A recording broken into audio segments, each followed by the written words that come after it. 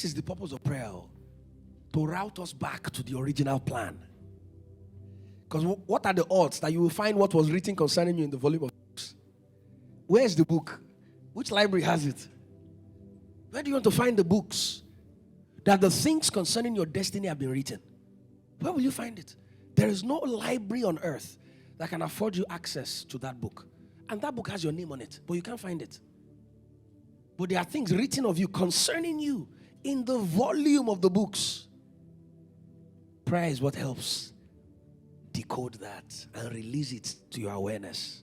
So that every time you pray, especially when you pray prayers of burdens, like we just prayed, there is a sense of exposure, disclosure. You just become privy to something. Some idea comes into your mind and you just feel like you're obsessed about it.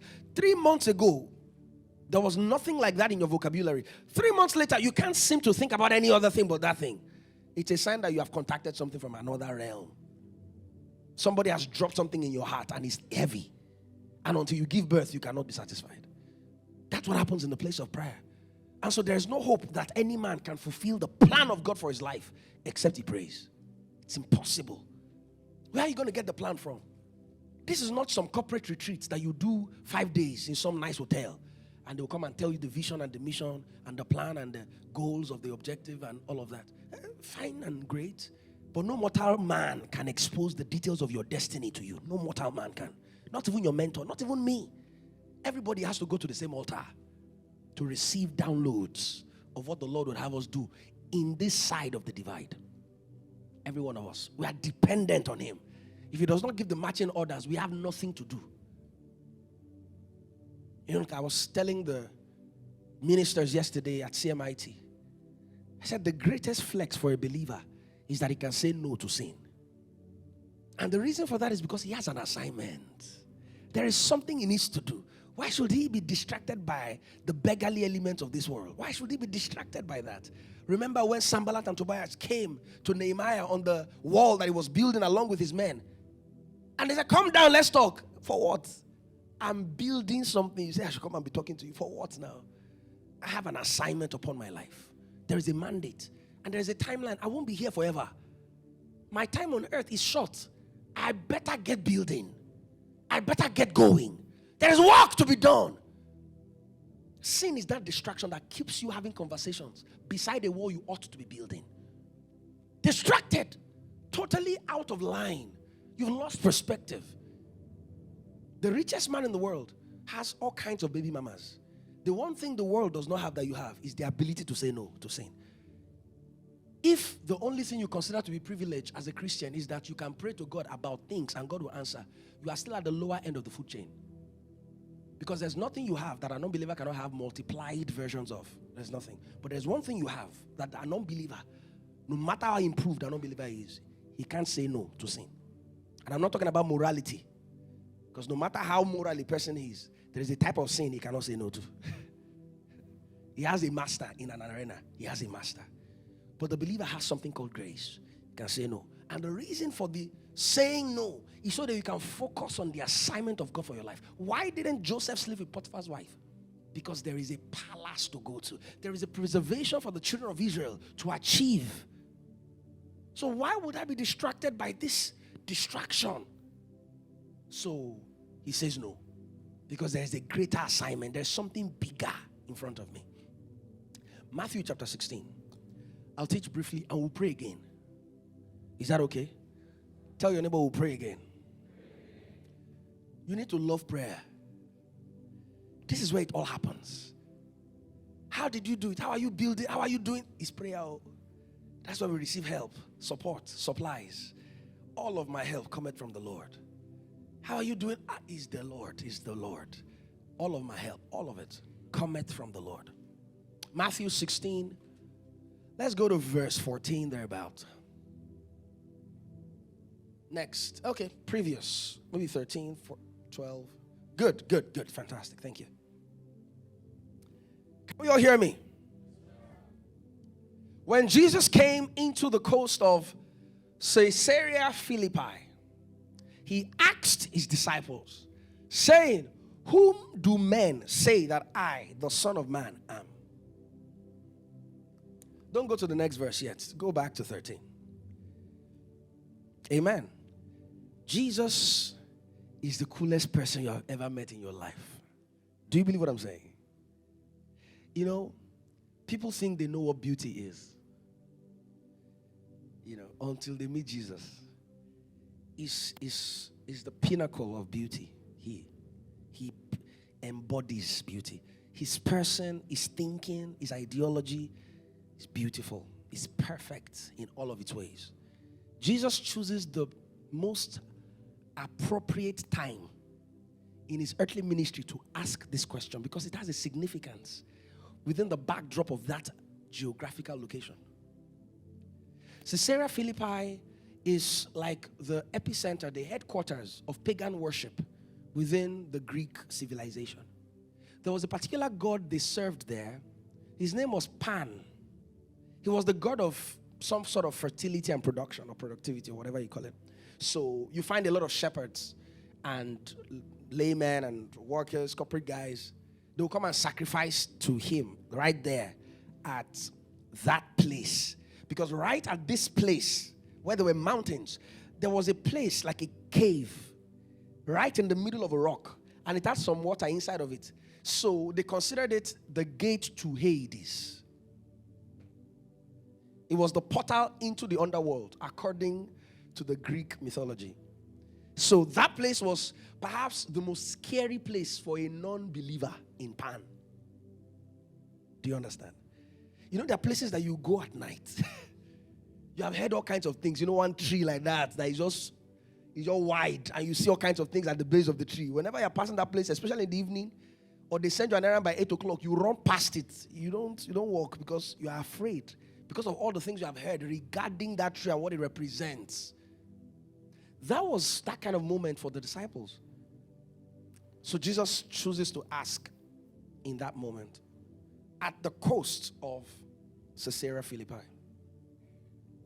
And so in that place, when these people are sacrificing to their god Pan. By the way, Pan is also the root word for a number of our words that we use today.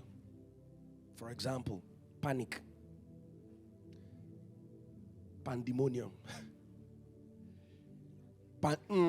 pandemic. Let me not mention some electronics. I did not mention. Maybe fry pans, who knows? Anyways. But enough of the pans. So, how they worshipped him was by giving life to him.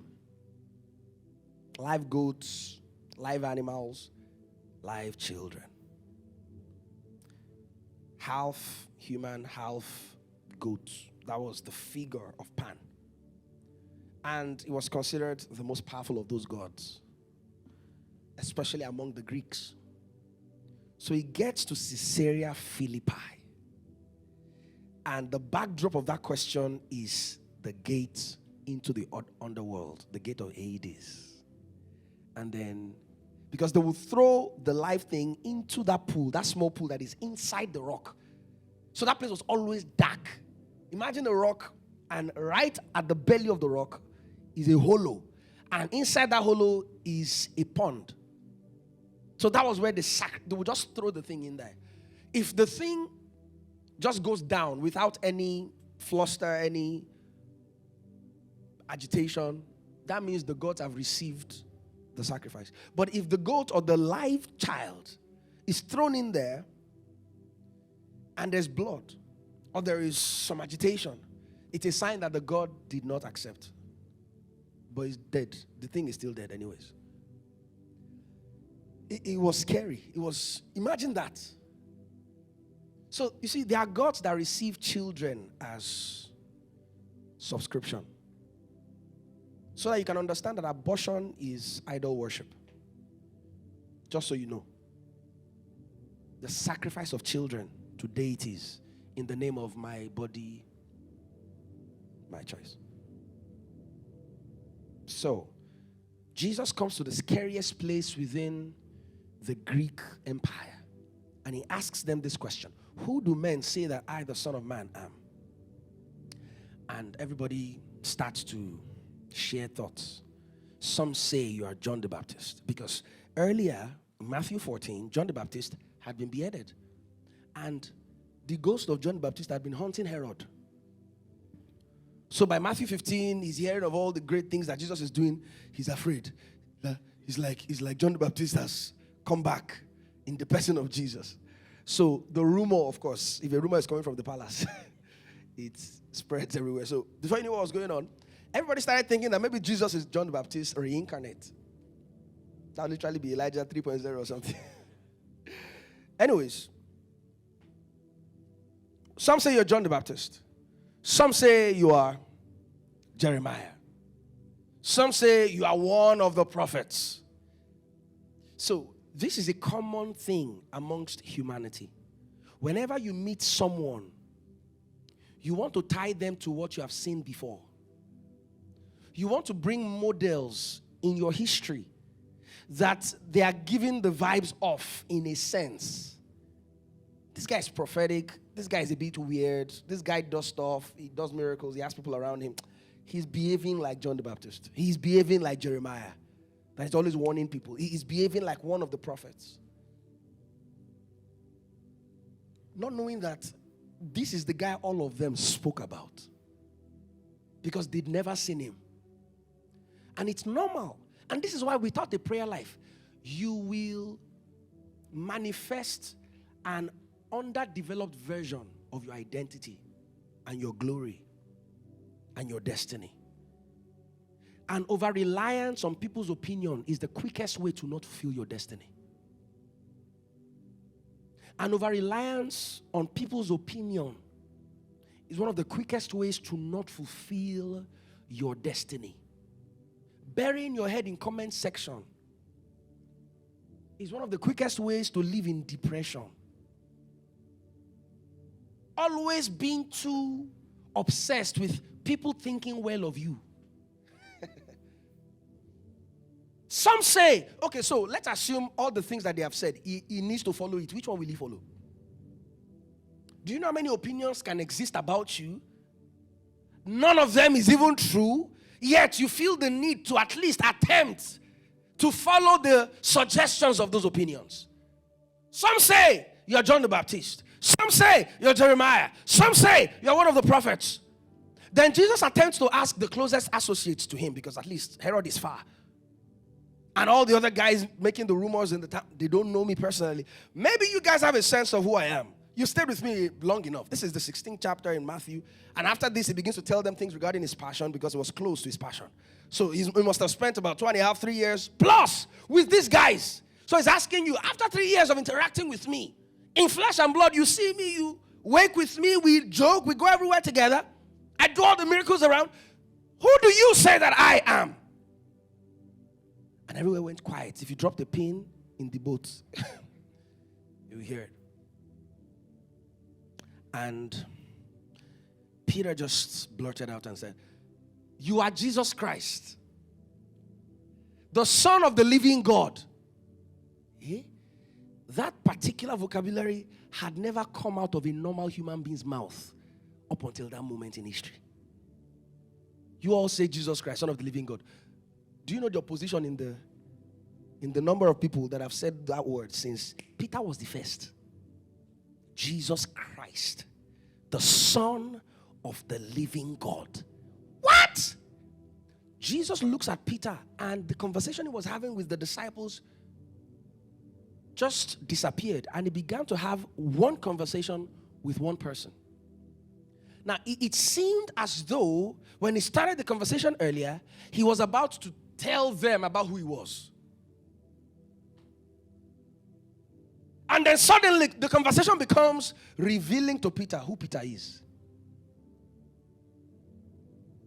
Every invitation from God asking you to come and know him, that same invitation is the invitation for you to come and know yourself. Because in that moment, he says, "Who do men say that I, the Son of Man, am?" You would think that he's about to educate them about who he really is, how mighty he is, how great he is, how awesome he is, how eternal he is, how much is the Son of God and all that.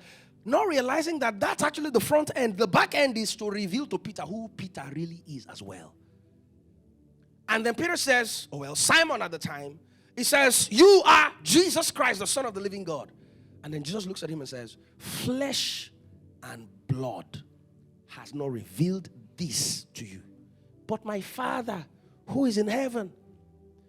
Simply put, you have been praying. You have been praying. You must have been hearing from God. You must have put your ears to his mouth. You've been hearing from God. Because this thing you just said, you didn't hear it because you spent time on social media. You didn't hear because you read some newspaper. You didn't hear because you went to a meeting, a conference. You heard it because you were praying. My Father in heaven is the only one that has access to this information. And then another mortal man says the exact same thing I only hear from my Father. Wow. And then, is it not interesting that in Matthew 3, at the end of Matthew 3, Jesus is baptized and a voice, this is my beloved Son, but they did not hear it.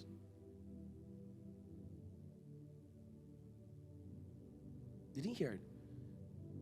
The sign was for John the Baptist. It was not for the disciples. See, there are revelations that I can teach you, and you will be doing If you have not prayed, you don't know it.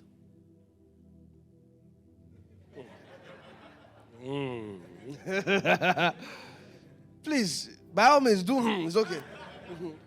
But understand as well that if you have not prayed that revelation into your consciousness, you have not received it. It's called lambano. To happen on a thing and wield it like it's a weapon in your hand. It's lambano. To use it the way Samson used the jawbone of an ass to kill thousands. That is how you use revelation to defeat the enemy. So it's not just about hearing what the man of God has said. It is about happening on the place in God where that revelation is given. And so Peter says to Jesus, you are Jesus Christ, the Son of the living God. And then Jesus compliments him and says, you must have been praying because flesh and blood did not reveal this to you. My Father who is in heaven is the one that gave you access to this information. How much information are you leaving on the Father's table because you have not been praying? How many things is God willing to tell you that he's not been able to tell you because you are so plugged into flesh and blood? Every day, flesh and blood is what feeds you everything you know. Flesh and blood.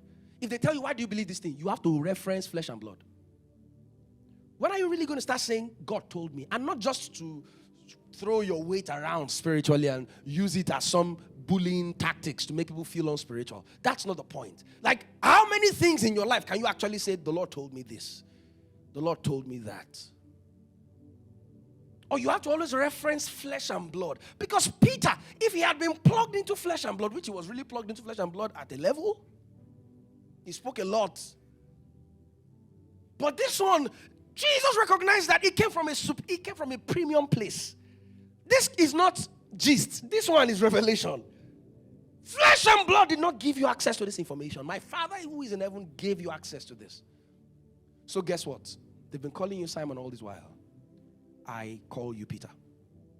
So he said, and Jesus also. Let's read it. And I say what? Unto thee. Almost saying, you have known me. Now let me introduce you to you. Also, you have known who I am. I am now obliged to reveal you to you. Also, I say unto you, you have called me Jesus Christ, the Son of the living God. I also call you Peter. How old was Peter when he discovered his real name? He was older than Jesus, by the way. So maybe 35, 36, maybe 40, who knows? 40-year-old man. He had lived 40 years on a lie. Jesus, at 12, knew he had a father who was not the carpenter. At 12, Jesus was already living in the consciousness of the fact that he is the Son of the living God. 12 years of age. Peter was 40. let's take 40 as is a good age. And he was just realizing that his name is not Simon. And look at it. Simon is the exact opposite of the name that Jesus called him. Simon is a reed shaken by the wind. Simon is a perpetual child. Simon is the one that Ephesians 4:11 warns us about, that we no longer be children, tossed to and fro by every wind of doctrine and the cunning craftiness and the sleight of men, whereby they lie in wait to deceive. But speaking the truth in love, we may grow up into him in all things. So Simon has no root. He's a reed. He just floats on water. Wherever the wind blows. It's what they call in football, anywhere belly face. Liverpool have just bought. Let's not say more than that. with that should people. Anywhere belly face. Boo did the thing. That was Simon. A reed shaken by the wind. A little girl could get him to recount Jesus. Jesus, the one you said you will never leave nor forsake. A small girl that does not have the right to be a witness. She cannot witness in court. Yet you are this afraid. A little girl, on two accounts, age, and the fact that she was a maid. She can't witness against you. Let's even say she makes a public show and she can't witness against you that she has heard you speak in the language of the Galileans. She can't witness. She carries no threat whatsoever. Yet you are already afraid, shaken, a reed shaken by the wind. The opinions of men shake you too much. You have not been praying. You have not been praying. How dare God carry his word, plant it in your spirit, and one little person, a maid that cannot witness in the courts of heaven, come and say the opposite of what God has called you. And suddenly, what God has called you begins to look fake. And what a man said, without even thinking, begins to look like the real deal. You have not been praying now. That's why. Your heart has been deceived. Your heart has been deceived. The maid threatened Peter, and Peter was indeed threatened. The same Peter, some chapters later, the highest governing council within the Jewish community, the Sanhedrin Council, they threatened him publicly. They can kill him if they want to. And they say, no longer must you speak in this name again. Peter looks at them in the faces and says to them, if I should obey you over God, judge for yourself. But me, I will not stop to speak about the things that I've seen and heard. Beats me till I turn blue. I can't stop. But because of the miracle they had done, and they knew the people who stoned them, you know everything. They knew. So they just left them, flogged them, and told them never, and they released them. Then they went back to their company, and they prayed. Guy! That boldness that they saw, that the Sanhedrin Council saw, when they went to pray, the boldness, it increased. Because when they prayed, the Bible says with great power, the apostles gave witness of the resurrection of Jesus Christ. And great grace was upon them all. And their prayer actually was that grant unto thy servant that with all boldness they will preach the word. And miracles will happen in the name of your holy child Jesus. My goodness.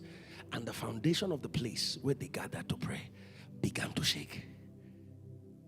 You are afraid of opinions of men because you have not been praying. And I don't care even if that opinion belongs to your boss. I don't care. Because Nebuchadnezzar, if you have a name, there is a name that is above your name.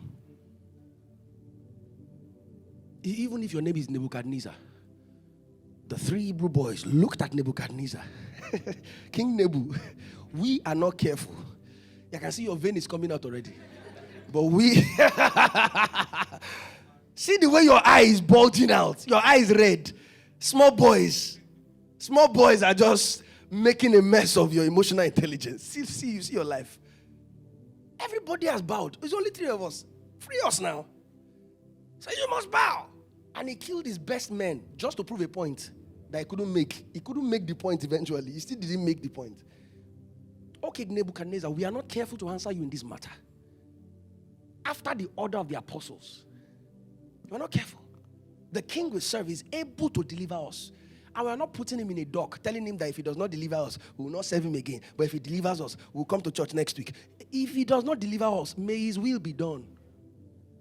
But even that we don't have the guarantee of survival does not make us change our position. We still will not bow. Because he's worth serving in good times and in bad times. He's worth serving. When God saw that, Jesus just took a quick flight. Quickly. He went to turn on the AC in the fire. And as they threw them in there, Nebuchadnezzar's eyes were open and he saw the fourth man in the fire. Listen, there are giant strides waiting for your boldness. They are giant strides. Because if they had not done that, Nebuchadnezzar would never have announced whatever their religion was, Judaism at the time, as the religion of the entire cabinet and the realm. The exploit they did that day was on the other side of a bold proclaiming of their God. And the reason why they could do that was because they must have been praying. Is it not obvious that they must have been praying? Because when they needed to gain access to the mercies of God, to get access into a dark place, a man's dream that the man does not know, they prayed and God gave them access to it. These guys were prayer warriors. These were not small boys. They prayed themselves into awareness, into deep and secret things. It's called the treasures of darkness. Things nobody knows. Prayer will reveal it to you. Things nobody knows. Things nobody knows. It's dangerous to marry someone who prays. You go and do something, you think you have done it. Did my spirit not follow you? Is that not what Elisha told Gehazi? A man that prays. You better not try to be dubious with a man that prays. Gehazi went to collect things behind Elisha's back. He waited for him to go and keep it. He locked it up and he came. So where did he go? He didn't show up. He didn't say what he went to do. He was not disclosing. He was lying. And then Elisha said, did my spirit not follow you? You want to deceive a man that prays? Did my spirit not follow you? You have been a victim of people's opinions because you don't pray. Any small thing, you are crying. And again, this is not to sound insensitive. When are you going to have the strength of character to say, God has not called me that? Why should I make it matter to my emotions so much? Why should I crumble under the weight of somebody else's reckless opinion of me? Why should I crumble under that weight? Who makes this person a God over my life? If God has called you what he has called you, he called you Peter, the whole world called you Simon for 40 years. One conversation was enough to change it. A conversation in the place of prayer. One conversation. The strength of your spirit man is heavily dependent on how deep you go in the place of prayer. And it's a destiny conversation. It's not a car conversation. It's not a visa conversation. It's a destiny conversation. It's the will of God conversation. Where prayer is concerned. Thy will be done in my life. Because the devil will throw everything at that will. He will throw everything, including the voice of those you love the most. You are supposed to go to the cross. Then somebody will come and say, my love, this cross is nothing. Follow me to Ibiza.